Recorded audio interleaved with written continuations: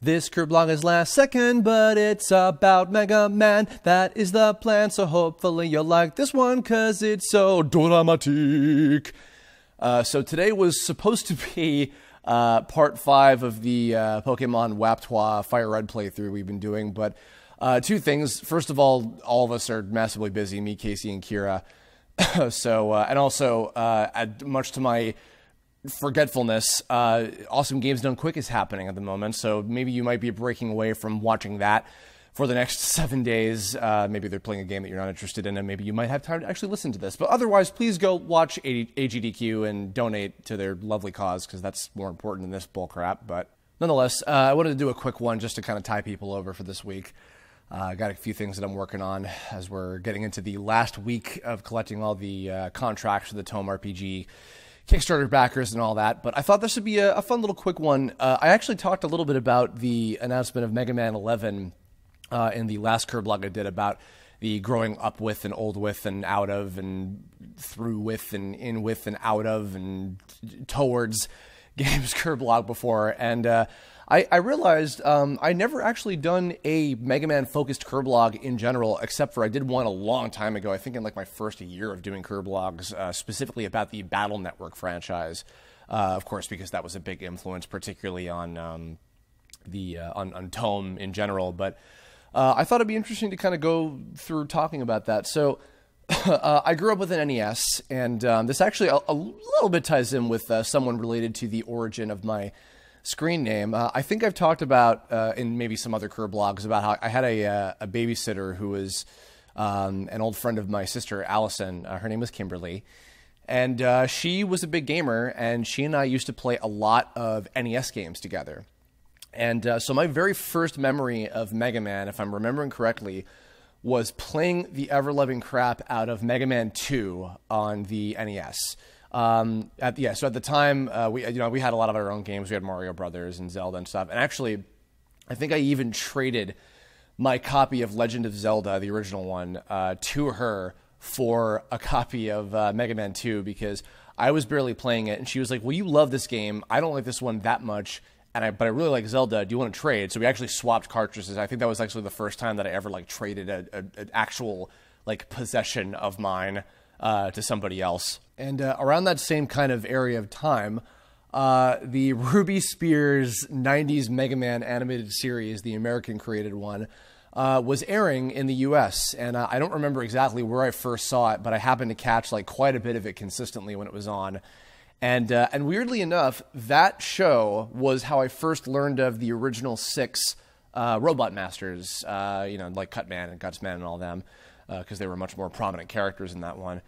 and then it wasn't actually until way later, because I think the two main original series Mega Man games that I actively remember playing a lot when I was a kid was 2 and 6. I believe that I think either I had my own copy of 6, or maybe Kimberly brought hers over a lot too. I can't remember exactly, but we played 2 and 6 quite a bit. 6 was way too hard for me. That was, of course, by the time they added the rush armor and the slide stuff and all the extra things, and I was not experienced enough of a platformer to be good at it. But I played it a lot, and I loved the Robot Masters. I remember I used to sift through the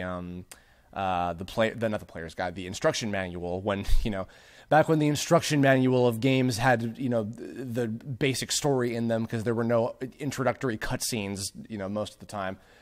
But yeah, I remember playing 6 a lot, and I didn't play the first Mega Man game officially until those of you who may or may not remember the story of how the screen name Kerbifer came to be. It was because at the time I was playing an emulator when I was staying at this babysitter Kimberly's place. Her little brother, I think his name was Matt, he had an NES emulator on his computer, and this is I'm talking late 90s, I think.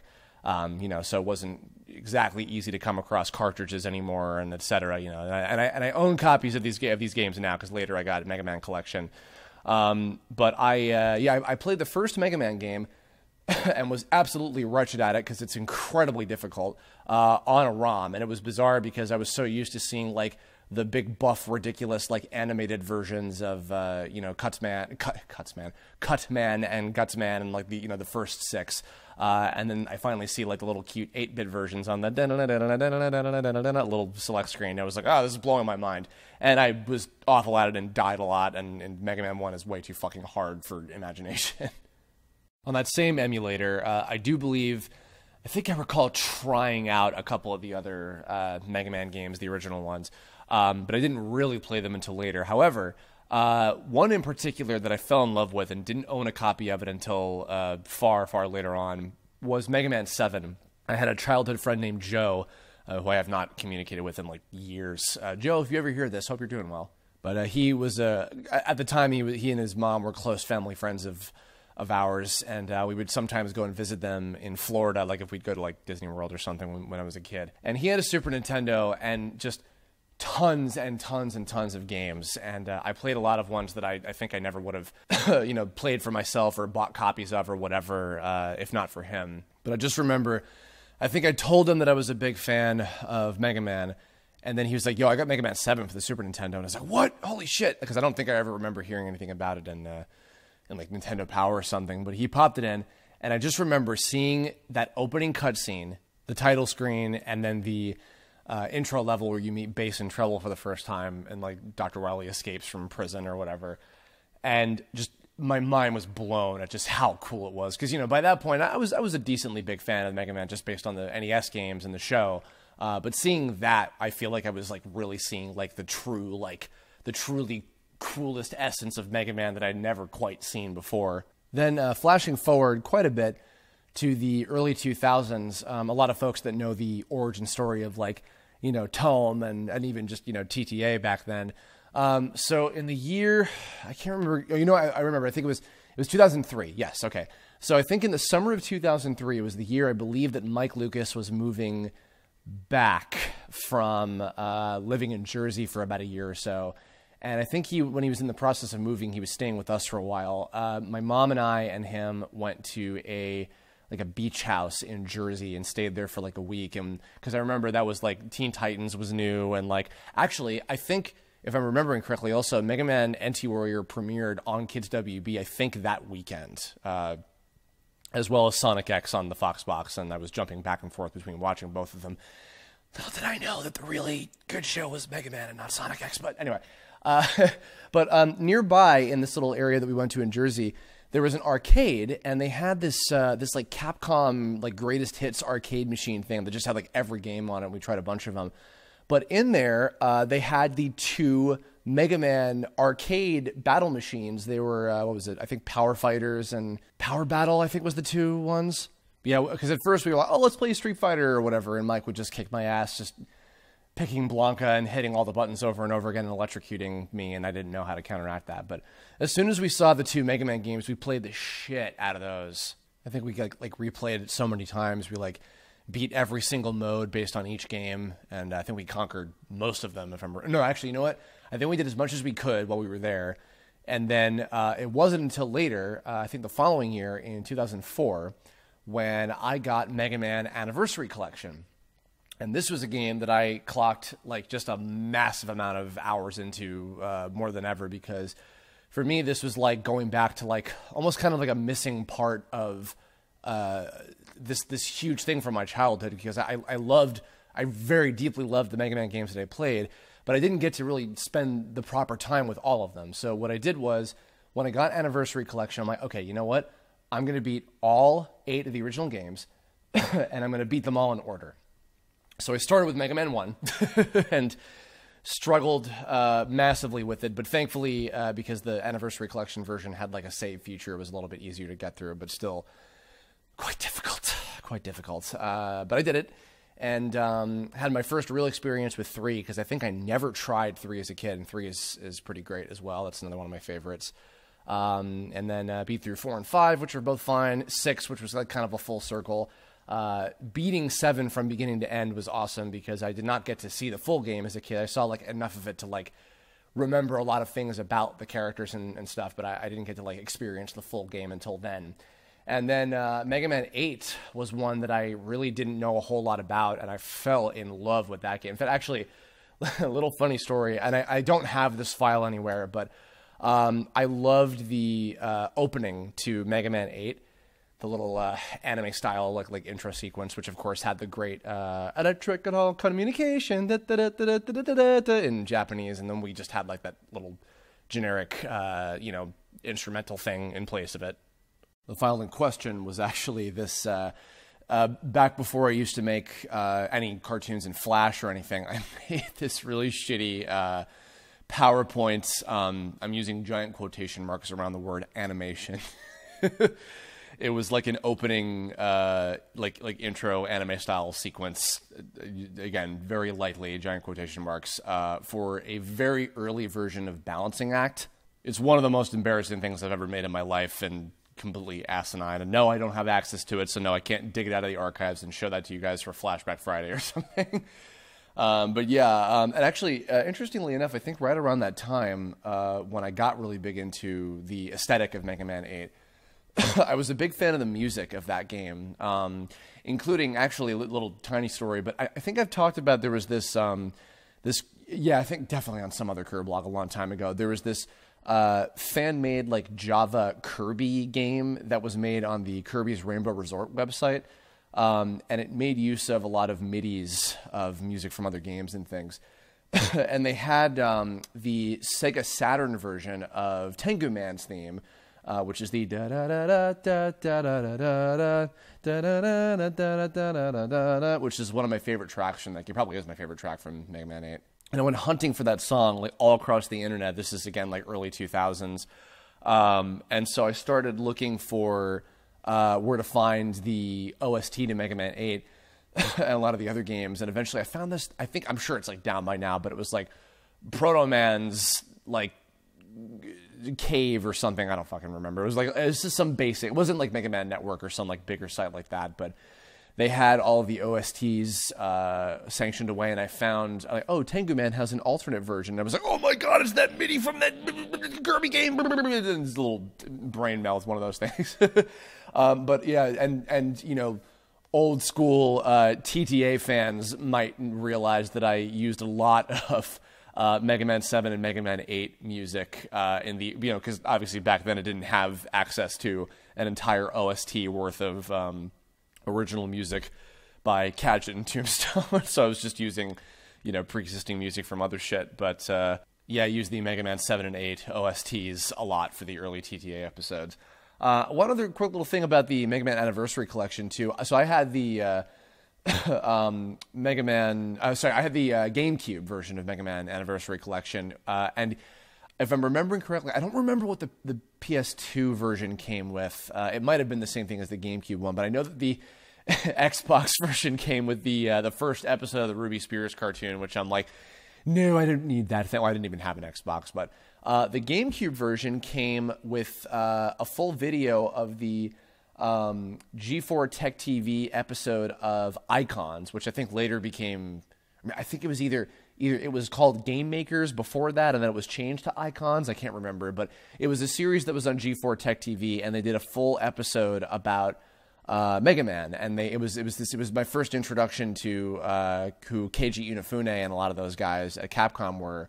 In fact, actually, a little funny story. If any of you guys have seen the Mega Man Did You Know Gaming episode that I narrated like a long time ago, that I also wrote, when I was researching it, there's a direct quote from the director who worked on Mega Man Battle Network 1, and he was talking about like the creation of that game and everything, and that was where that quote came from. But yeah, I used to watch that episode like just on the GameCube disc like all the fucking time, like just for fun, because it was just so interesting to me. It was one of the first times I was learning about like the behind the scenes stuff of how a lot of these games are made and things, and it was just very intriguing to me and shit.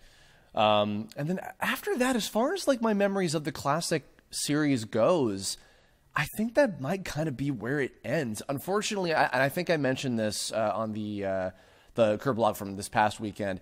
I've never played Mega Man 9 and 10. I know that they're good games, but by the time they came out, they just didn't really have a whole lot of interest. And I think I was kind of let down by the fact that they did them 8-bit style, because I remember hearing, I don't know if this was true, but I remember hearing a rumor about how like originally it was intended that it was going to be nicer looking than 8 even, and they were just going to have like an 8-bit mode. So that I just wasn't super interested in them. And even though I'm still not like, whoa, holy shit about Mega Man 11, I'll probably play it. I still also would like to play Mighty Number 9 at some point so I can actually judge it for myself and see what I think of it without just, regardless of the internet's opinions of it. But yeah, otherwise that's kind of really it as far as, just playing the games goes. But yeah, that's pretty much in as far as the stories go. Only other real thing to mention is that just Mega Man in general, like Mega Man the character was such a huge influence on my character design, my sensibilities as an artist. I think that without realizing it, a lot of the, not even just the classic series, but like all of the sub-franchises as a whole, they were just so appealing to me. And they really had like a huge influence on just the way that I think about designing characters, like, because whenever I look at my own designs, like I can tell, oh, that's a Toriyama quirk, like the way that I draw, like the eyebrow or whatever, those kind of things. But as far as a lot of, especially when it comes to like robot characters and like the suits and, gloves and the boot kind of things, like Nylok, I think for a while had literally like Mega Man character boots, little things like that. There's a lot of those kind of things that I can tell are still like big elements in all of like my kind of just offhanded like quickie kind of designs, which is really cool because it goes to show like, that all of the artists that they had across all the different series were pretty cool. Which is funny because I know a lot of people always associate like Keiji Inafune as like the creator of Mega Man, even though he didn't actually design Mega Man originally. You know what? Actually, here's a fun little story to go out on. Because I don't think I've told this on a Kirblog before, surprisingly. At least I can't remember doing it. But either way, so I remember when I went to New York Comic Con many, many years ago. This was when Mega Man Legends 3 was just announced. So this was quite a many number of years ago. And Keiji Inafune was still with Capcom. There was a Mega Man panel that I went to. In fact, me and a couple friends of mine went to a panel that was right before it about some comics publication. I can't remember what it was, but we got front row seats and sat through the entire panel, waiting until, and they didn't clear the room, and we waited for the Mega Man panel to finish up. And, they had a whole bunch of, stuff about all these games that were supposed to be coming out, like Mega Man Universe, which also got canceled, just like Legend 3 got canceled, and etc. So I drew a little picture of Mega Man Volnut from Legends, because Legends 3 was like the big thing they were promoting at the time. But Keiji Inafune was on the panel, and I didn't have time to go to his autograph session because I think I had to go to something else like right after that. So I asked his translator, like interpreter guy, as nicely as possible, hey, is there any way I could just really, really quickly get an autograph from him? And I think a friend of mine at the time who spoke like a little bit of Japanese helped translate a phrase for me to say, thank you so much for making Legends 3. I've waited so long for it. And then I think I also tried to be like say I'm a Pokemon voice actor in America in Japanese. And what my friend I went to college with, Justin, was there, and he watched me be like the biggest fucking like sopping fanboy in existence with like in this like pure 110% weeb moment of attempting to speak in Japanese with Keiji Inafune. But it was so cool, and he drew. I'll have a link to this in the description because I think I scanned it and put it on DeviantArt. He signed my Mega Man sketch, and then he also flipped the sketchbook over to the next page, and he drew a little sketch of classic Mega Man's head, and I'm just like, oh my fucking god! And that was fucking amazing.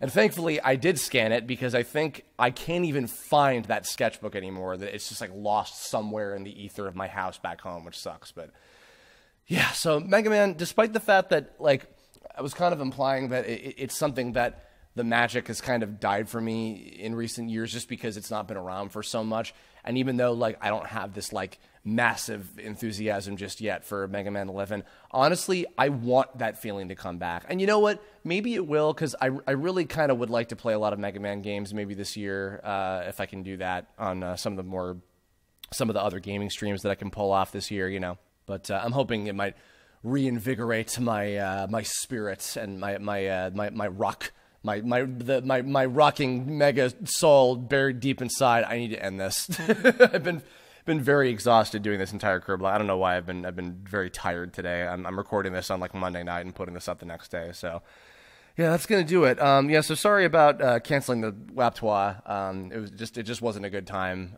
Actually, it sucks because Casey turned out to be available in the long run, and even I think Ben and Heather could have made it. But I just figured like, I would like for Kira to be back on one, and she's really busy, and also.